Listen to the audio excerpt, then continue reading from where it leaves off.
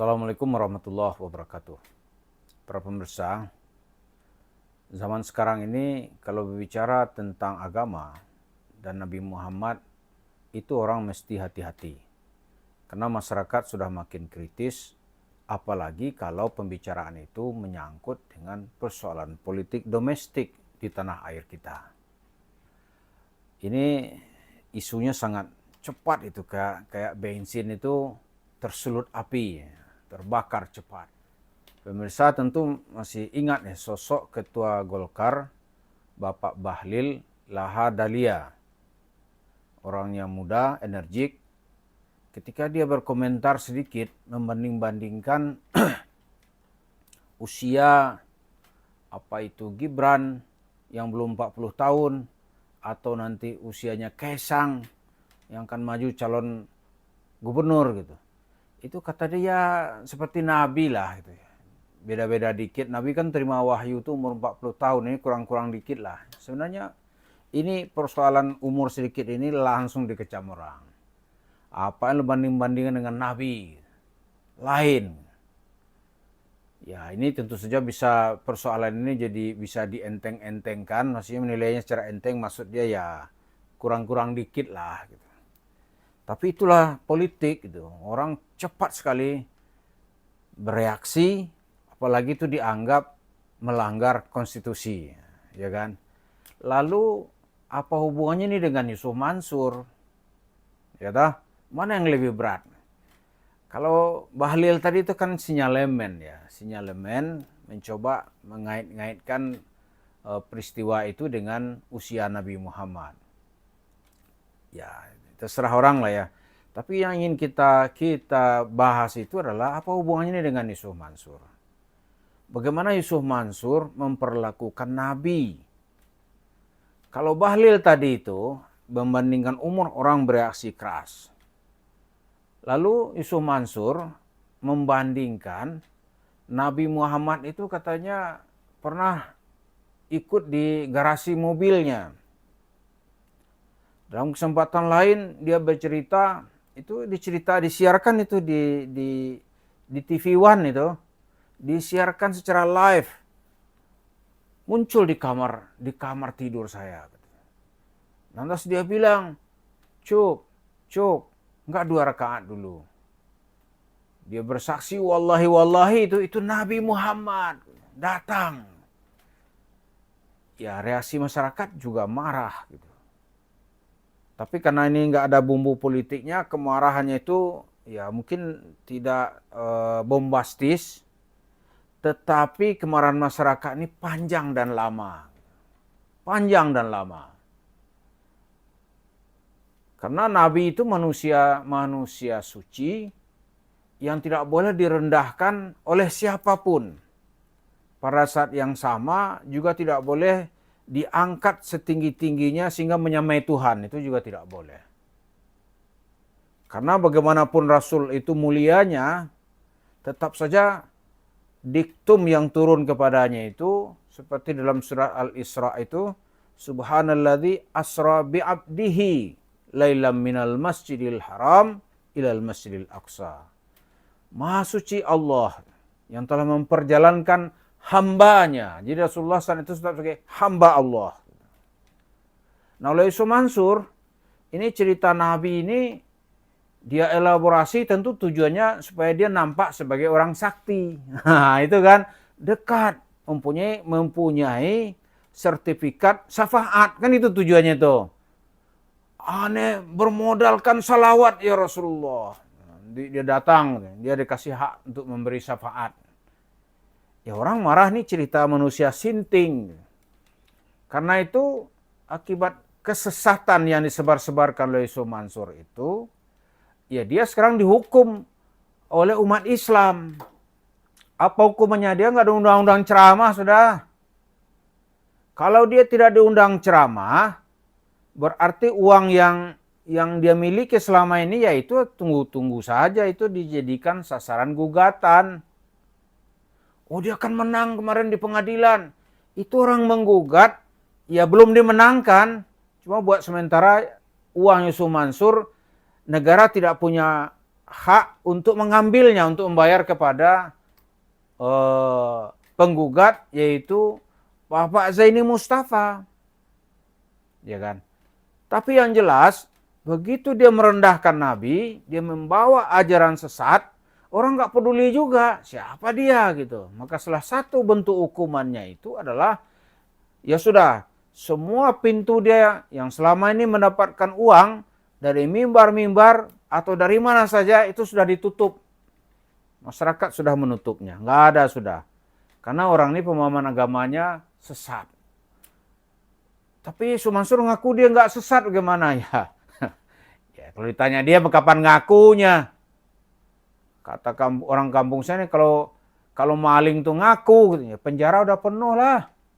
Nah sama cerita Yusuf Mansur ini. Jadi dia membuat cerita-cerita agama itu penuh dengan cerita bohong. Penuh dengan cerita dongeng. Penuh cerita khayalan. Jadi kebenarannya nggak ada. Saya setelah terus terang nih, setelah dia dengerin dia langsung ketika itu di televisi, dia cerita bahwa Nabi datang ke kamar tidurnya. Wah, sebelah ini penghinaan ini. Di kamar tidurnya kan ada istrinya. Itu istrinya, nah Rasulullah lihat istrinya berpakaian ketika tidur. Sinting nggak? Iya kan? Jadi setelah itu ya terpaksa kita cari buku-bukunya. Ternyata ya ada katanya 18 buku, sebagian besar saya tuh punya. Ternyata nggak ada yang beres. Dari sisi misinya juga tidak beres. Dari sisi bahasanya kepala kita sakit bacanya. Dia bangsa ini sebagai Luqman lah. Atau apalah gitu. Pusing kita bacanya tuh. Termasuk bukunya yang dia membuat populer itu, Mencari Tuhan yang Hilang. Itu isinya ngawur-ngawuran aja itu. Kalau kita bantah pakai ayat, semua cerita Yusuf Mansur tuh menjadi buyar. Ambiar itu sudah itu. Mulai orang meneliti, siapa dia ini gitu. Ternyata sepak terjangnya yang diceritakan ini dari tempat gelap dia meraup uang masyarakat. Wah, sekarang tempatnya udah terang, diterangi dengan media informasi, dan dia nggak bisa lagi mau kemana. Itu karena dia mencoba menista Nabi Muhammad SAW. Walaupun kata aneh nggak nista, ya bohong, omong kosong itu. Jadi kalau kita banding-banding ya, kalau Bahlil tadi orang cepat merespon. Padahal yang dia bandingkan umur cuma. Tapi Yusuf Mansur, Nabi di garasi. Kurang ngajar apa lagi itu. Dan karena ini belum keterlibatan keberpihakan kekuasaan, maka masyarakat masih menghormati gitu. Kalau kita tarik ke belakang, ingat nggak dulu itu tuh? Ketika tabloid ya, yang dipimpin oleh Arswendo. Arswendo saat itu mengajukan survei. Lalu hasilnya dia publikasi. Nabi Muhammad nomor berapa itu, nomor 11 atau nomor 13 saat itu. Umat Islam langsung marah gitu. Ya kan? Akibat kemarahan umat Islam itu, jaringan media Kompas juga ikut menderita. Kenapa? Karena begitu banyak yang dia miliki, itu minta ditutup. Arswendo masuk penjara.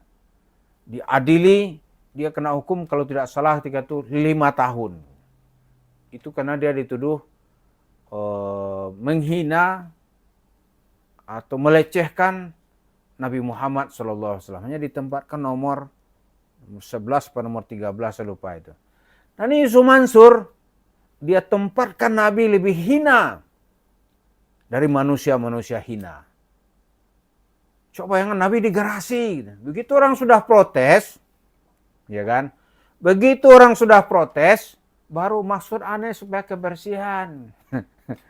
Tapi kalau orang nggak protes, dia santai aja, maju aja dia terus.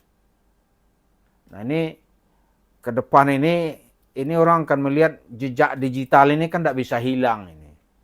Yusuf Mansur itu menista Nabi Muhammad SAW. Jadi kalau dibandingkan cerita orang-orang lain, tuh Arswendo dulu itu, padahal kesadaran umat Islam belum seperti sekarang loh. Itu Pak Harto sendiri ketika itu turun tangan itu. Kurang ajar nih orang nih. Dia tempatkan kalau tidak salah ketika itu Presiden Soeharto nomor 1. Orang paling populer di Indonesia. Nabi Muhammad 13. Pak Harto katanya ketika itu minta kepada Ki Hasan Basri, wah itu memang brengsek. Kira gitulah. Tidak benar itu orang tuh. Oh tambahlah suasana ini. Berarti Presiden tidak mendukung. Nah sekarang Yusuf Mansur mau main-main gitu. Tidak peduli orang nanti. Emang duitnya berapa ya terserah. Ini lihat lagi misalnya nih Bahlil. Dia singgungnya sedikit tersulut. Karena itu masalah politik. Ini Yusuf Mansur ini masalah duit. Yang kira ini dengan cerita itu dia menghasilkan duit. Nah, cerita duitnya ini telah menyenggol banyak hal. Karena itu ya siap-siaplah Yusuf Mansur untuk menuai kemarahan umat ini yang berkepanjangan. Kalau yang sudah-sudah kan dia baru diblokir. Lalu sekarang orang akan memblokir juga warung stick and shake-nya ini yang jadi cita-cita Yusuf Mansur. Yang sumber uangnya terus masuk. Gitu. Ternyata dari cita-cita bohong itu dia mendapatkan uang secara real. Lalu dia bangunlah usaha-usaha ini. Masyarakat nanti juga akan mengejar ini, jangan lupa.